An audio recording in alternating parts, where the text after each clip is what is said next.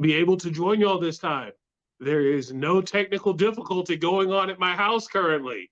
The power still works. The air conditioner is brand spanking new. We ain't had that sucker in here a week. We are up and rolling. So great to be back with no technical difficulties aside from trying to keep my dog to bark. Starfield. Just Starfield. throw it out there. All Throw right. it out there. Hit the wall with it. Starfield. Starfield. Yeah. How far along are you guys in it now? You know, I'm probably like 8 or 9 hours into it. I know I haven't been playing it a whole lot. Life's been a little bit busy, but it's the first game I think of right now when I'm loading it up and, you know, ready to play and just see where it goes. I've been finding myself veering off doing the side quests and stuff like that, but I need to do some of the main quests, and I did the other day. Now I finally got my first power, and I'm on a goal. I'm on a mission now to try to romance one of the lovely ladies on there. But I've been having fun. At first, it was like confusing as hell. That's right. Like just trying to figure out the controls and all that stuff. There's just so much in this game. Like you cannot really just break it down in one of these podcasts. You know, you got multiple ones that you can, you know, we could talk about it all day probably. And, you know, a lot of my friends are starting to play it on Xbox besides you guys, of course. And, you know, that's all they think about. That's all they want to talk about. Matter of fact, I just got off the phone before I got off work talking to Six Gun, a.k.a. Six Gun, Shane Lowry. He's like in love with it. Like, I don't even think he's loaded up Destiny 2 for a while and everything. So that tells you how good the game is if he's not playing Destiny right now. Exactly, man. You know, so it's like, this game, I think one of the biggest aspects of the game that I'm taking away from it, and one of the things I really want to do is customize my own ship.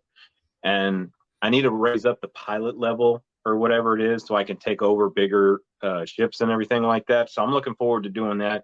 I'm looking forward to doing more of the missions.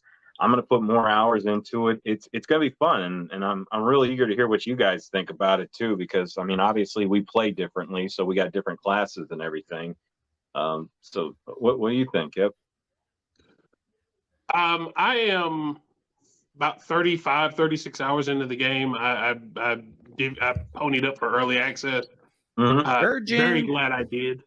Yeah, I did. I couldn't wait. I've been itching for this game, not in a technical way, but I have been ready to play this game for quite some time. And I dove headlong into it. I don't think I played anything else since it dropped for early access on the 1st. I've had a great time with it. I am thoroughly enjoying the campaign. I mean, some of the early reviews that were negative, I think people had too high an expectation. Maybe this game is not going to up your credit score. You're not going to lose 10 pounds playing it. It's not a life-changing game, but it is a lot of fun. It is a huge, enormous amount of content. Oh, yeah. I mean, just a giant Skyrim on steroids. Oh, you know, it just, I landed on one planet and just walked around, myself and whoever the companion was, to all the different stuff that was on a planet. Burned an hour doing that. Just cataloging all the stuff that was on the planet, going and checking out what this cave was, looking at this thing, looking at that thing. Not even having to get into any sort of conflict with any wildlife or NPCs. It was just go look at stuff. And that is an amazing accomplishment for the people of Bethesda. The game is really, really pretty. I've seen prettier games, but at points there are times when you do certain things that you really see the potential of the Series X, the content, and so it's a huge game. It's an awesome game, and as much as it pains me to say, and it makes my teeth hurt in saying it, congratulations to Todd Howard and the crew at Bethesda. This is an accomplishment. So I'm very happy for them. I'm still mad about Fallout 76. Please fix that. So, Brandon, what do you think? I'm probably the least farthest along in it than you guys are. I mean, the timing for me for the release was just not right because I'm in busy season with volunteering with the marching band. So I don't have the time right now to devote to it. I mean, today I wanted to play all day, and you know what? I played maybe an hour and a half and been watching football. So yeah, that's how my. Plus, I'm just in recovery mode from yesterday. It was a long day, but I am still playing it on the Xbox One through cloud gaming. So far, I mean, I'm enjoying it. I know my boys play more Fallout, and they say it's. My one son says it's just Fallout in space. Very much so. But I'm at the point where first time you go to New Atlantis. So I'm like, that's how early into the game I am right now. But overall, I'm enjoying it. I like to probably do a little bit more space combat to get more of the feel of the flying around. Still not liking the fact that I constantly run out of bullets. So, but I would compare this a lot to No Man's Sky, but with definitely a lot more combat. Yep. Because No Man's Sky, you might be fighting some sentinels on the planets because they're protecting some of the resources, but other than that, I mean, No Man's Sky gets boring. I mean, at least you get some PvE and PvP combat in here and stuff like that. So keep playing it though, man. There's like I said, there's a lot of content in there, and there's also like nods to like other games that they have done and everything like that. You know, like for example, the planet. You know, I'm pretty sure they got this from Assassin's Creed. You know, because there's planets called Altair. And so I don't know if that's a real thing or not, but I doubt it. But it was like, oh, that's pretty cool. Or they'll just throw some jokes in here. Like one of them was I arrived in another system, and all of a sudden the ship hailed me, and I decided to answer it. And then it was telling me that it was time to renew my extended car warranty and, you know, ship warranty and all that kind of stuff. So I was like, that's great. That's great. Or you walk into a building and then there's this robot that's supposed to protect it and everything like that. And, you know, he'll politely say, do not steal anything or I will murder you. I'm like, okay, I'm not going to take that pen. You know, it's just funny stuff like that. That makes me laugh. Have you seen the video yet on how to steal money and not get caught? It's called the laundry basket hack. So apparently go into a casino and you carry a laundry basket around. And I guess what he's doing, he's running the laundry basket across the table. He's knocking the credits off. And once they hit the floor, he's easily to pick them up. Yeah. So you just basically, you can freely knock them off. So it's not like it's something there that's just permanently there until you click on it. You can actually manipulate and move it. Oh, that's cool. So well, I got to do that. Now I got to go do laundry. Make some money. Get money back for it. I mean, you can stock more up with jobs 20,000 potatoes.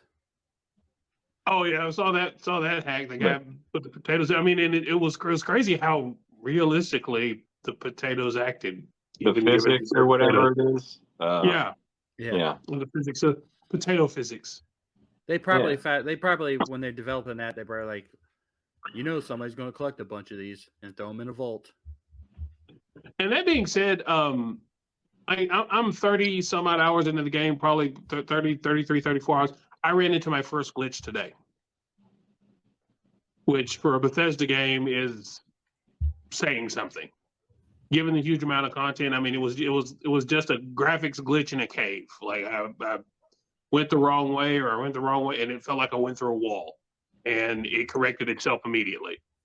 But there aren't the glitches of like chairs showing up in the middle of tables and that kind of stuff.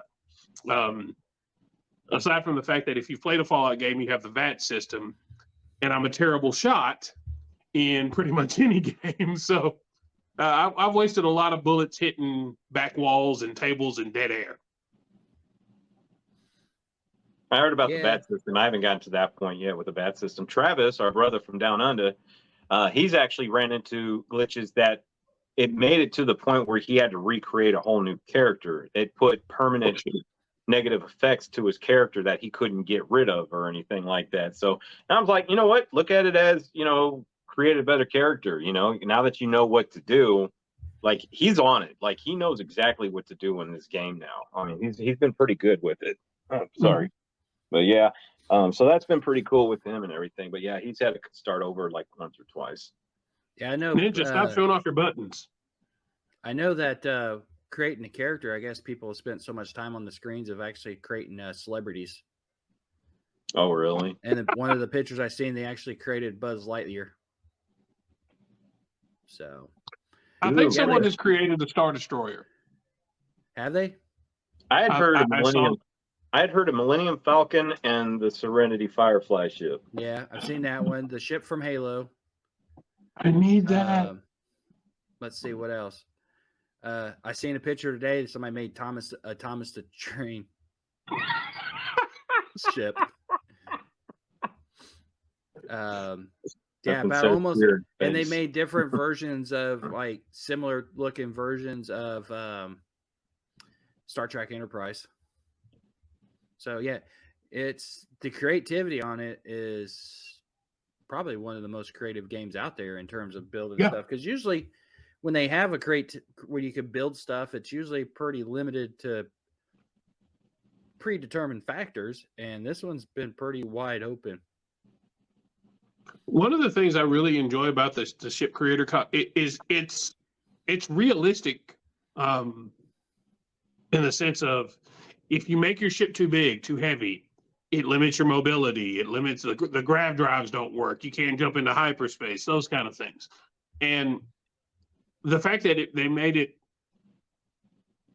creative, but with limitations that were physics-based limitations, not necessarily just, well, we can't do that just because we can't do it.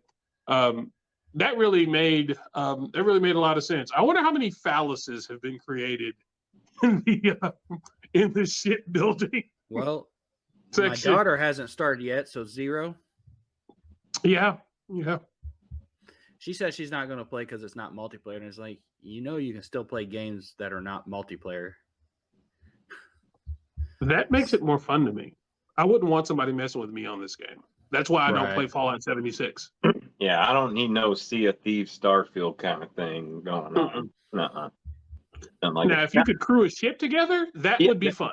That would be cool. Like if somebody when they were making when Skyrim was out, it's big, huge. There's so many ports, so many mods out there. Somebody actually came up with a PC mod where you can actually play with the other your friend, and I'm not sure why it never got big or anything like that. But I agree with you. I think you should invite your friends to the game and stuff like that. Pilot the ship or go on missions together. That would be cool. Like that's one of the ultimate goals I've always wanted to see games perform like that. But you just don't see them a whole lot, especially in games like this, because the Fallouts and this, the Elder Scrolls and all that. That was always meant to be just a one-player game for the most part. But I'd like to see more people come in and play and join and have fun doing that. I think that'd be kind of cool. I'm looking forward to that someday. Yeah. Has there been any talks about possibly down the road adding a multiplayer aspect of this game, or they're going to keep it all solo? I think it's all been solo. That being said, I think the possibility of expanding the planets that you can visit is definitely on the table. I mean, you talk about DLC for not days, years. Yeah. Like just continuous DLC for this game. And I mean, this may be a game that doesn't necessarily have an end date. That being said, it's kind of circling, and I hate to sound like I'm in a Zoom call, circling back to Starfield. I feel bad on some level for PlayStation because Spider-Man comes out in 3 weeks, Spider-Man 2. Assassin's Creed Mirage, I think that's the end of this month. Lies of P, which looks to be a beautiful game, is like set in the Pinocchio universe. That comes out later this month on Game Pass. There are a bunch of games that are going to come out that I think are just going to get washed out to sea under the tide of Starfield because it's just so big. 2K came out this week. I didn't even know. And that's usually one of my day one buys. And I was like, Starfield, I'm going back to space. There was something about basketball. There was something else that came out last week with a bigger name title came out. Baldur's Gate. Starfield. Yeah. Baldur's And Gate I'm dropped like, for PlayStation. why are you dropping stuff at the same? I mean, granted, different consoles, but I know the reason Xbox doesn't have Baldur's Gate yet is there's some type of glitch with the compatibility of the coding and the Xbox. Mhm. So they're working on getting that fixed, and once they say they get it fixed, they'll be able to release it. But until then, it can't. Which, don't get me wrong, I'm probably going to buy Baldur's Gate. You know, I'm Spider-Man's a definite. That's a day one buy, even if I don't play it. But 2K usually is a day one buy, or maybe a couple weeks later. I'm probably not gonna pick it up till January, February until I get done with Starfield, and then Starfield will be the game that I continually just kind of dip back into every now and then to play. I'm a Starfield disciple at this point. Oh, I would love to be able to play more, but like I said, it's just the timing for me was not the best. Let us know if you played Starfield, what you think. Please like, share, comment down below.